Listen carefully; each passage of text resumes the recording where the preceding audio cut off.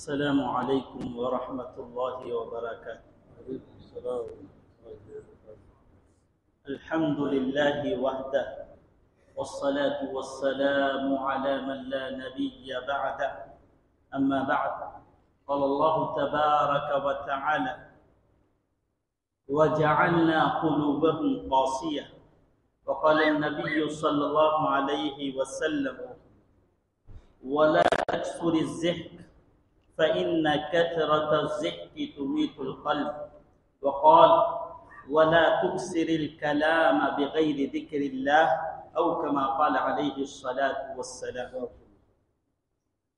محترم بزرگوں، عزیز دوستوں اور نوجوانوں، اللہ رب العزت کے یہاں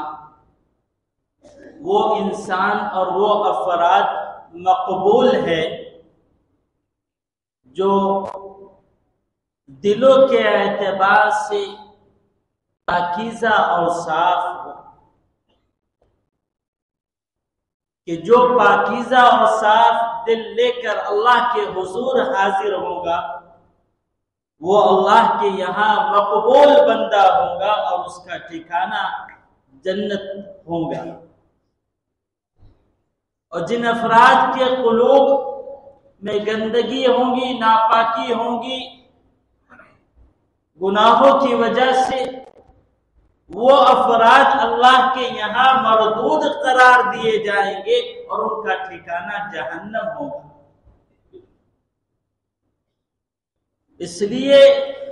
دلوں کا پاکیزہ اور صاف ستھرا ہونا یہ بہت ضروری ہے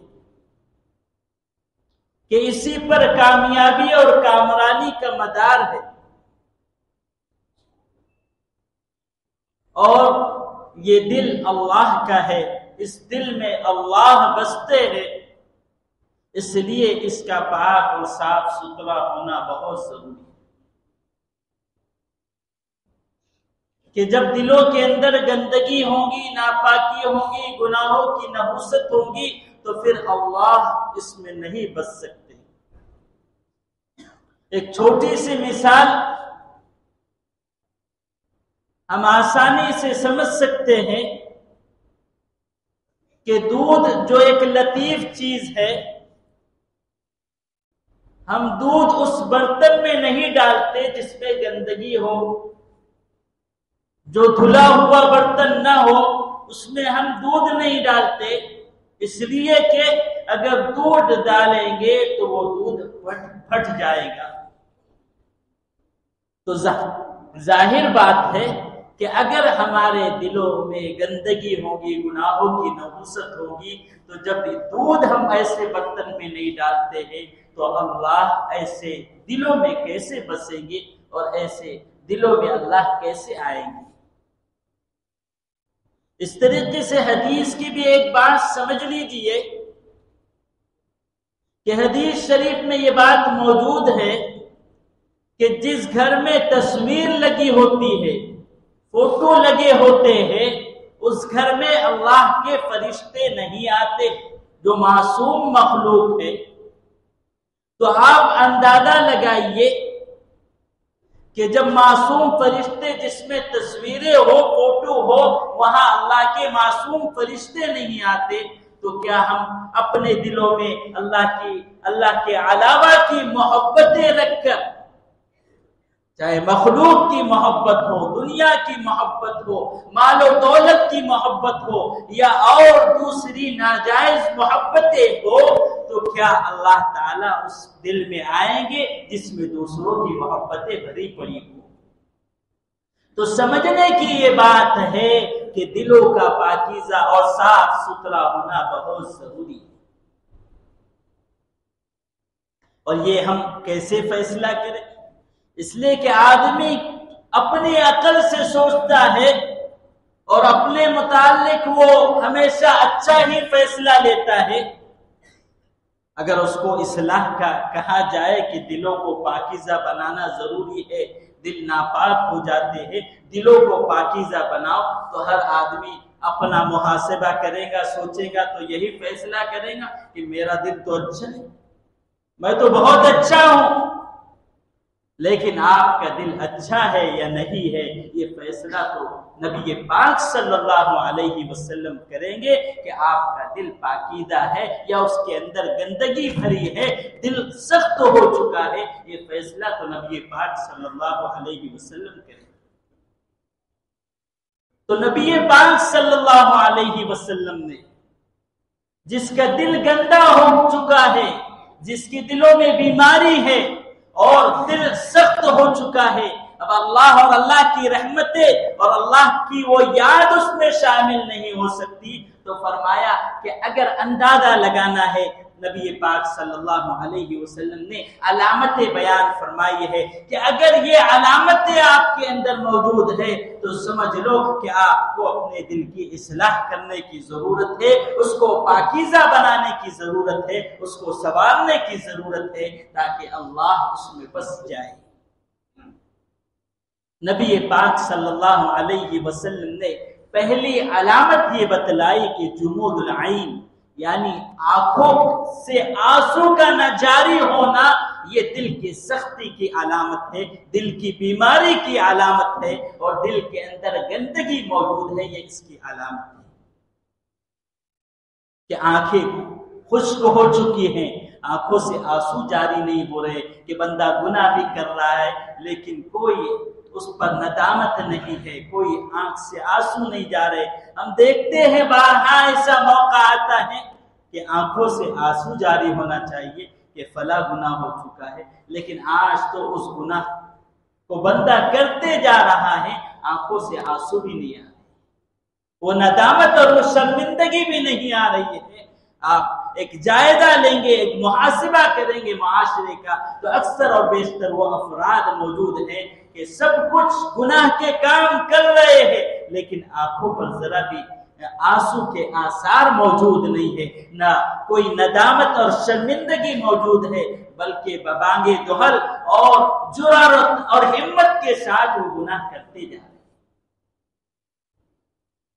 تو سب سے پہلی علامت یہ ہے کہ آنکھوں سے اگر آنسو نہیں جاری ہوتے ہیں اور دل میں ندامت نہیں پیدا ہوتی ہے تو سمجھ لے کہ اس کو اپنے دل کی اصلاح کرنے کی ضرورت ہے، اور یہ میری اپنی بات نہیں ہے، نبی پاک صلی اللہ علیہ وسلم کا فرمان ہے کہ کوشش یہ کرے کہ اس کے آنکھوں سے آنسو جاری ہو، اس کو گناہوں پر ندامت ہو، اور آنکھ سے آنسو جاری کر کے وہ اپنے اللہ کو اپنے دل میں بسانے کا فیصلہ کر لے کہ اب مجھے اپنے اللہ کو دل میں بسانا ہے۔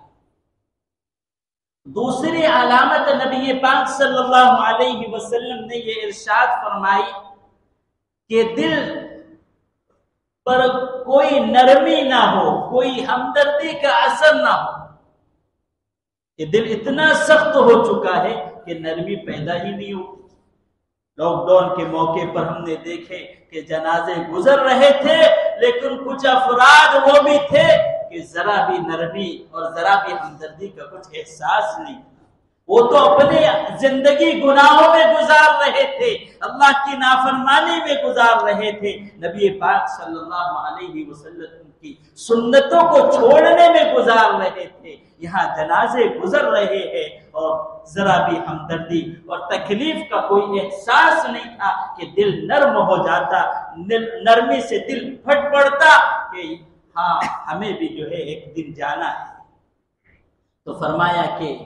دوسری علامت یہ ہے کہ دل اتنا سخت ہو جائے کہ ہمدردی کا احساس بھی نہیں۔ آج بھی ایسے واقعات پیش آتے ہیں لیکن دل پر کوئی اثر نہیں ہوتا ہے، جنازہ خود اپنے کاندھوں پر لے جا رہا ہے لیکن دل میں اثر ہے یا نہیں ہے، دل نرم ہوا ہے کہ نہیں ہے، دل پسیجا ہے کہ نہیں ہے کہ مجھے بھی ایک دن کاندھوں پر جانا ہے اور قبر میں جانا ہے، اللہ کے یہاں حساب اور کتاب دینا ہے۔ تو ایسے افراد بھی آپ جائزہ لیں گے، ہم خود بھی اپنا جائزہ لیں اور معاشرے کے بھی ذرا جائزہ لیں کہ امت کس حال کے ساتھ زندگی گزار رہی ہے کہ ذرا بھی قلوب کے اندر نرمی نہیں ہے، ہمدردی نہیں ہے، بلکہ سخت دلی کے ساتھ زندگی گزار رہی ہے۔ تو یہ دوسری علامت بتلائی کہ دل سخت ہو جائے اور دل کے اندر گندگی موجود ہے تو فرمایا کہ اس کی علامت دل سخت ہونا ہے، نرمی کا پیدا نہ ہونا ہے۔ تیسری چیز نبی پاک صلی اللہ علیہ وسلم نے یہ بیان فرمائی کہ لمبی لمبی امیدوں کا دل میں جاگنا۔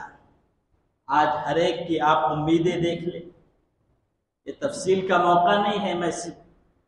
اشارہ کرتے جا رہا ہوں کہ ہم خود جائزہ لیں کہ ہر آدمی کی کیا کیا امیدیں ہیں۔ بلکہ اگر ایک ایسا شخص ہے جس کی عمر 70-75 سال ہو گئی ہے لیکن ابھی بھی اس کی سوچ دنیا ہی میں لگی ہوئی ہے کہ ابھی مجھے یہ کرنا ہے، یہ کرنا ہے، میری تمنا یہ ہے کہ یہ ہو جائے، اس طریقے سے ہو جائے، یہ ساری باتیں چل رہی ہیں، تو نبی پاک صلی اللہ علیہ وسلم نے یہ بات ارشاد فرمائی کہ اگر دلوں کے اندر تمنائیں موجود ہیں، لمبی لمبی امیدیں موجود ہیں، تو سمجھ لے کہ اس کا دل بیمار ہے اور اس کو سنوارنے کی ضرورت ہے۔ چوتھی علامت نبی پاک صلی اللہ علیہ وسلم نے یہ بات ارشاد فرمائی کہ دنیا کی محبت اور اس کی حرص اور اس کی لالچ دل کے اندر پیدا ہو۔ آج اس کا بھی ہم جائزہ لے لیں، کیا حالات ہیں کہ دنیا سے کتنی محبت ہے اور آخرت سے کتنی محبت ہے کہ دنیا کے پیچھے دن رات یہ 24 گھنٹے بھاگ دوڑ کر رہا ہے کہ دنیا حاصل ہو جائے، اور سوال کیا جاتا ہے کہ اپنی آخرت کی بھی فکر کرے تو کہتا ہے کہ میں اپنے لیے کہاں کر رہا ہوں، بچوں کے لیے کر رہا ہوں، بیوی کے لیے کر رہا ہوں، یہ سب بہانے بازی ہوتی ہے۔ تو ذرا فکر کرنے کی ضرورت ہے کہ دنیا کی حرص کتنی ہے، دنیا کی محبت کتنی ہے اور آخرت کی فکر اور محبت کتنی ہے۔ فرمایا کہ اگر یہ علامت موجود ہے کہ دنیا کی حرص اور لالچ زیادہ ہے، دنیا کی محبت زیادہ ہے، تو فرمایا کہ یہ دل کے بیماری کی علامت ہے اور دل کے سخت ہونے کی علامت ہے۔ اس لیے فوراً جو ہے اپنے آپ کی اصلاح اور اپنے دل کو سنوارنے کی اور اس کو پاکیزہ بنانے کی فکر میں لگ جانا چاہیے۔ ایک حدیث میں نبی پاک صلی اللہ علیہ وسلم نے یہ بات ارشاد فرمائی وَلَا تُكْسِرِ الزِّحْكِ فَإِنَّ كَسْرَةَ الزِّحْكِ تُمِيتُ الْقَلْبَ، کہ زیادہ نہ ہنسو کہ زیادہ ہنسنے سے دل مردہ ہو جاتا ہے۔ اور ایک حدیث میں فرمایا وَلَا تُكْسِرِ الْكَلَامَ بِغَيْرِ ذِكْرِ اللَّهِ، کہ زیادہ بات نہ کرو، اللہ کے ذکر کے علاوہ باتیں نہ ہونی چاہیے، اس لیے کہ اس سے بھی دل مردہ ہو جاتا ہے۔ حضرت عثمان رضی اللہ تعالی عنہ کا یہ قول ہے کہ دنیا کی محبت اور دنیا کی فکر انسان کے دل کو تاریک بنا دیتی ہے، ظلمت والا بنا دیتی ہے، سخت بنا دیتی ہے، اور فرمایا کہ آخرت کی فکر اور آخرت کا غم یہ بندے کے دل کو روشن بنا دیتا ہے۔ اس لیے دنیا کی فکر کو چھوڑ کر آخرت کی فکر کرنے کی ضرورت ہے۔ اسی طریقے سے حضرت امام شافعی رحمۃ اللہ علیہ فرماتے ہیں کہ اگر چاہتے ہو کہ دل روشن ہو جائے، دل منور ہو جائے، تو فرمایا کہ زیادہ باتیں نہ کرے، فضول باتیں نہ کرے، کہ فضول باتوں سے اپنے آپ کو بچائے تاکہ دل منور اور روشن ہو جائے۔ تو یہ وہ باتیں تھی جو نبی پاک صلی اللہ علیہ وسلم نے احادیث میں بتائی کہ یہ علامتیں اگر موجود ہے تو سوچ لے کہ اس کا دل گندا ہے اور اس گندے دل میں اللہ نہیں آ سکتے، اس کو اپنے دل کے سنوارنے کی اور پاکیزہ بنانے کی فکر کرنی چاہیے۔ اسی طریقے سے علماء کرام نے اور بزرگوں نے بھی چند باتیں بتلائی ہے کہ اگر دل سخت ہے یا گندا ہے تو اس کی علامت یہ ہے۔ ایک پہلی علامت تو یہ بتلائی کہ گناہ کرنے کے بعد جو جھجک رہتی ہے، کہ آدمی اگر گناہ کرتا ہے تو گناہ کرنے کے بعد تھوڑا سی افسوس ہوتا ہے کہ میں نے جو کام کیا ہے وہ غلط کام کیا ہے، میں نے جو کام کیا ہے وہ گناہ کا کام ہے، میں نے اللہ کی نافرمانی کی ہے، دل کے اندر یہ بات پیدا ہو جاتی ہے۔ تو فرمایا کہ اگر دل کے اندر یہ بات پیدا ہو رہی ہے کہ میں نے اللہ کی نافرمانی کی ہے، گناہ کا کام کیا ہے، تو فرمایا کہ یہ اچھی علامت ہے۔ اور اگر یہ بات پیدا نہیں ہو رہی ہے، جھجک ختم ہو گئی کہ کہ گناہ کر رہا ہے آدمی، پھر ایک گناہ کیا پھر دوسرا گناہ کیا، لیکن کوئی دل کے اندر جھجک نہیں ہے، کوئی تردد نہیں ہے، کوئی افسوس نہیں ہے، کوئی غم نہیں ہے، تو سوچ لے کہ اس کا دل بیمار ہے اور دل سخت ہو چکا ہے، اس کے دل کو پاکیزہ اور سنوارنے کی ضرورت ہے۔ دوسری بات بزرگوں نے یہ بیان فرمائی ہے کہ جب اعمال جو ہے بوجھ لگنے لگے، اعمال نمازیں بوجھ لگنے لگے، دوسرے اعمال بوجھ لگنے لگے، جیسا کہ عموماً یہ ہوتا ہے کہ آدمی جو ہے نماز پڑھنے کا موقع آیا تو اب دل یہ کہہ رہا ہے، دل پر بوجھ پڑ رہا ہے کہ چلو یہ نماز چھوڑ کے آگے کی نماز پڑھ لیتے۔ اس طریقے سے اعمال میں جو ہے بوجھ پیدا ہو جاتا ہے اور اعمال کے اندر دل نہیں لگتا ہے، بہت ہی مشکل سے آدمی اعمال کرتا ہے اور نمازوں کی پابندی کرتا ہے۔ تو فرمایا کہ یہ کیفیت اگر پیدا ہو رہی ہے کہ اعمال بوجھ لگ رہے ہیں کہ میں یہ کیا کروں، میں نماز کیوں پڑھوں، اور دل کے اندر ایک بوجھ پیدا ہو رہا ہے، فرمایا ہے کہ دل کے اصلاح کی ضرورت ہے کہ اس کا دل بیمار ہے۔ اسی طریقے سے بزرگوں نے تیسری بات یہ بتلائی ہے کہ نصیحت کرنے والا برا لگنے لگے، کہ جو آپ کو نماز کی طرف بلا رہا ہے، جو آپ کو اعمال کی طرف بلا رہا ہے، جو آپ کو آپ کی اصلاح کی فکر کرنا چاہ رہا ہے، فرمایا کہ وہی برا لگنے لگے۔ آج ہم دیکھتے ہیں کہ افراد آتے ہیں، جماعتیں آتی ہیں اور بڑی محبت سے آپ کو سمجھاتی ہے کہ نماز کا اہتمام کرنا ہے، اللہ کی ذات پر یقین اور ایمان رکھنا ہے، ایمان کو بنانے کی فکر کرنا ہے، ایمان کو بچانے کی فکر کرنا ہے، کہ یہی عبادت دنیا میں بھی کامیابی دلائے گا اور آخرت میں بھی کامیابی دلائے گا۔ اس طریقے سے وہ آپ کے اندر ایک فکریں پیدا کرنا چاہتے ہیں ایمان کی، کہ بندے ایمان والے بن جائے، ایمان کے ساتھ زندگی گزارے، نمازوں کے پابند رہے اور مسجد میں اس کا آنا جانا رہے، تاکہ بار بار باتوں کو سن کر، نصیحتوں کو سن کر وہ جو ہے ایمان پر جمع رہے، نمازوں کا پابند رہے۔ اس طریقے سے افراد آتے ہیں، لیکن آدمی یہ سوچتا ہے کہ یہ کیوں آئے میرے پاس؟ جو خیرخواہی کے جذبے سے آ رہا ہے، اگر یہ دل کے اندر بات پیدا ہوتی ہے کہ یہ نہ آئے تو اچھا ہے، یہ مجھے سمجھانے کے لیے نہ آئے، مجھے نمازوں کے لیے بلانے کے لیے نہ آئے، ایمان کی فکر کی تلقین نہ کرے، اگر یہ کیفیتیں پیدا ہو رہی ہے تو سمجھ لے کہ اس کا دل بیمار ہے، اس کے اصلاح کی ضرورت ہے، اس کو سنوارنے اور پاکیزہ بنانے کی ضرورت ہے۔ تو یہ بزرگوں نے چند چیزیں بتلائی ہے کہ ان سے اگر یہ علامتیں آپ کے اندر موجود ہے تو آپ کو ضروری ہے کہ اپنے دلوں کی اصلاح اور فکر، اس کی اصلاح کی فکر کی جائے۔ اور اس کی اصلاح کیسے ہوگی؟ سب سے پہلے گزشتہ جمعہ میں بھی بات کی گئی کہ اللہ تعالیٰ نے وحی کی حضرت ابراہیم علیہ السلام کی طرف کہ اپنے دلوں کو دھو لے، اس کو پاکیزہ بنا لے، اس کو سنوار لے۔ فرمایا کہ پانی تو وہاں نہیں پہنچتا، فرمایا کہ دلوں کی صفائی اور اس کو پاکیزہ اور سنوارنا، اس کو پاکیزہ اور دھونے کی علامت یہ ہے کہ آپ جو ہے توبہ اور استغفار کریں، کہ یہ دل توبہ اور استغفار سے دھل جاتا ہے۔ اسی طریقے سے فرمایا کہ جس طریقے سے لوہا زنگ آلود ہو جاتا ہے، دل بھی گناہوں کی وجہ سے زنگ آلود ہو جاتے ہیں، تو چاہیے کہ اللہ کا ذکر، اللہ کو یاد یا اللہ کا ذکر کثرت سے کرے۔ ایک زبانی ذکر ہوتا ہے اور ایک دل میں اللہ کی یاد کو پیدا کرے کہ ہر عمل اللہ کی رضا کے مطابق ہونا چاہیے۔ فرمایا کہ یہ ذکر دل کے اندر اور زبان پر جاری کرے تاکہ دل پاکیزہ ہو جائے۔ اور ایک فرمایا کہ قرآن مجید کی تلاوت اور موت کو یاد کرنا، اسی طریقے سے جو ہے اہل اللہ کی صحبت، اللہ والوں کی صحبت کو اختیار کرنا، اس سے دل پاکیزہ ہو جاتا ہے۔ اور جو بھی ایسی مجلسیں ہو، دینی مجلسیں ہو، دینی فکروں کی مجلسیں ہو، ایسی مجلسوں میں اپنے آپ کو شامل کرنا، ان مجلسوں میں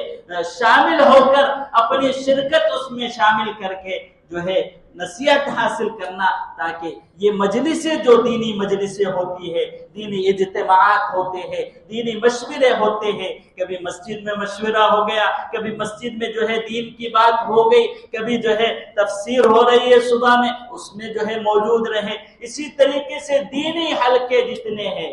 مسجد کی تعلیم ہو، گھر کی تعلیم ہو، ایسی تعلیموں میں اور ایسے مجلسوں میں اپنے آپ کو اور ایسے اجتماعات میں اپنے آپ کو شامل کرے، تاکہ جو ہے دل پاکیزہ ہو جائے، دل کے اندر نورانیت پیدا ہو جائے، اور یہ دل اس قابل ہو جائے کہ جب اللہ کے حضور حاضر ہو تو اللہ تعالیٰ اس کو قبول کر لے اور فیصلہ جنت کے مطابق کرے۔ تو اس لیے کوشش کرنا چاہیے کہ کہیں ایسا نہ ہو کہ دل مردود ہو جائے، اللہ کے یہاں سے دھتکار دیا جائے اور پھر ٹھکانہ جہنم۔ حضرت حسن بصری رحمت اللہ علیہ وہ تابعی ہے جنہوں نے 120 صحابہ کرام کی زیارت کی ہے،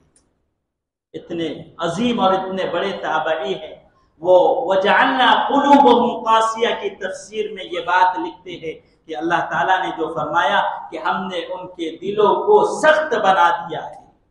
کہ اب نیکی کوئی اثر ہی نہیں کرتی، تو فرمایا کہ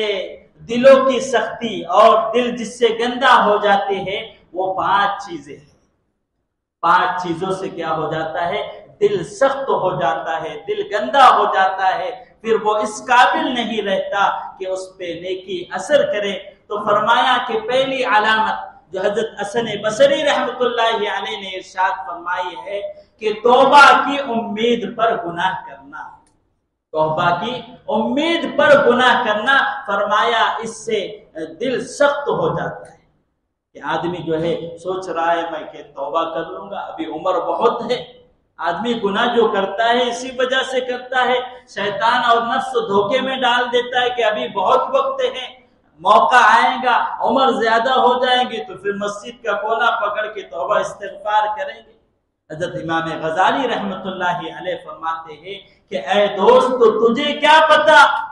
کہ بازار میں وہ کپڑا آ چکا ہے جسے تیرا کفن بننا ہے۔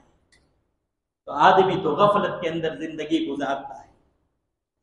مولانا ادریس کاندھلوی رحمت اللہ علیہ نے مذکار شریف کے ایک حدیث کی تشریح میں یہ بات لکھی ہے کہ نبی پاک صلی اللہ علیہ وسلم کثرت سے توبہ استغفار کیا کرتے تھے، حالانکہ آپ معصوم تھے، اور جب بھی کوئی عمل کرتے تو اس کا شکر ادا کرتے، اللہ کا شکر ادا کرتے۔ پھر اس کے بعد انہوں نے یہ بات لکھی ہے کہ گناہ کرنا تو برا ہے، گناہ کرنا تو برا ہے، لیکن توبہ نہ کرنا یہ بھی دوسرا گناہ ہے، توبہ نہ کرنا یہ بھی دوسرا گناہ ہے۔ اور آگے یہ بات لکھتے ہیں کہ توبہ میں تاخیر کرنا یہ تیسرا گناہ ہے۔ اس لیے نبی پاک صلی اللہ علیہ وسلم نے خود ایک صحابی سے پوچھا کہ بتلائیے تم اپنے زندگی کو کیسا پاتے ہو، کہ کتنی زندگی ہے؟ تو وہ صحابی نے یہ کہا کہ میں صبح کرتا ہوں تو امید نہیں رہتی کہ شام ہو جائے۔ دوسرے صحابی سے پوچھا، فرمایا کہ 4 رکعت کی نماز نیت باندھتا ہوں، یہ امید نہیں ہوتی کہ نماز پوری ہو جائے۔ نبی پاک صلی اللہ علیہ وسلم نے فرمایا میرا حال یہ ہے کہ ایک طرف سلام پھیرتا ہوں، امید نہیں رہتی کہ دوسری طرف پھیر پاؤں یا نہیں۔ تو زندگی تو اتنی مختصر ہے اور آدمی غفلت میں زندگی گزارتا ہے کہ توبہ کی امید ہے کہ بعد میں توبہ کر لے۔ توبہ کی امید پر گناہ کرنا تو ایسا ہے، حسن بصری رحمت اللہ علیہ خود فرماتے ہیں کہ کسی کے پاس اگر اچھا مرہم ہو، اچھی دوا اس کے پاس موجود ہو کہ جل گیا کٹ گیا تو 100% ہے کہ اس سے آرام مل جائے گا، تو اس امید پر آدمی اپنے ہاتھ کو کاٹ لے، اپنے پیر کو جلا دے کہ اب مرہم تو موجود ہے، دوا تو موجود ہے تو کیوں نہ اپنے ہاتھ کو کاٹ لے، کیوں نہ اپنے پیر کو جلا دے؟ تو کوئی ایسا کرے گا؟ فرمایا کہ کوئی بے وقوف ہی ہوگا جو ایسا کرے گا۔ فرمایا کہ ایسے ہی معاملہ ہے کہ توبہ کی امید ہے کہ توبہ کر لیں گے۔ تو فرمایا کہ توبہ کی امید پر گناہ کرنا یہ ایسا ہی ہے کہ اپنے آپ کا نقصان کر دے کہ اب توبہ ہے، زندگی ہے تو توبہ کر لیں گے، حالانکہ زندگی کا بھی کوئی بھروسہ نہیں۔ تو بہرحال پہلی چیز یہ ہے کہ اگر بندہ جو ہے توبہ کی امید پر گناہ کر رہا ہے تو یہ بڑا نادان ہے، بے وقوف ہے، اس لیے کہ زندگی کا کوئی بھروسہ نہیں۔ اس لیے کوشش کرنی چاہیے کہ فوراً توبہ کر لے تاکہ دل پاکیزہ ہو جائے۔ تو یہ پہلی بات تھی کہ توبہ کی امید پر گناہ کرنا، اس سے دل سخت ہو جاتا ہے۔ آئندہ انشاءاللہ اور جو 4 باتیں ہیں اس پر آئندہ جمعہ گفتگو ہوگی۔ جو باتیں بتلائی گئی ہے اللہ تعالیٰ عمل کی توفیق نصیب فرمائے، اللہ تعالیٰ ہمارے دلوں کی اصلاح کرنے کی توفیق نصیب فرمائے۔ وآخر دعوانا الحمدللہ۔